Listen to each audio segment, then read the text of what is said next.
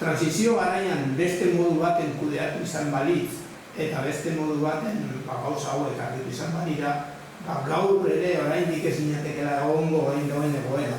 Apur bat sumatu dizut edizio duzula, ezta? Bai, badu, claro, bai.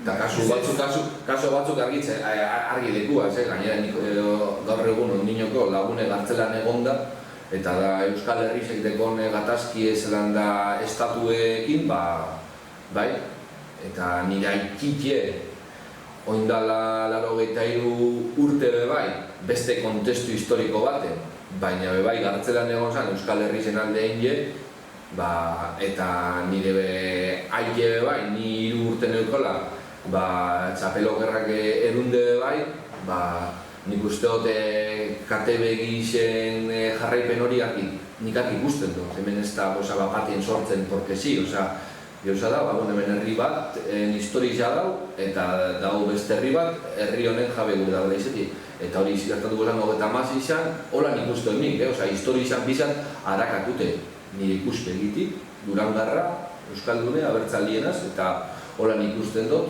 gaur egun, handi datorrela, baina, importantiena da, etorkizunera zelan hau goiezen askatzen edo konpontzen, eta guri egiten, ez dakit.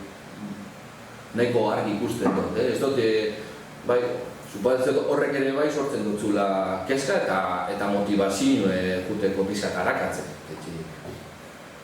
Nora burun jutie, depende nundi gatozen, bai, horri batean.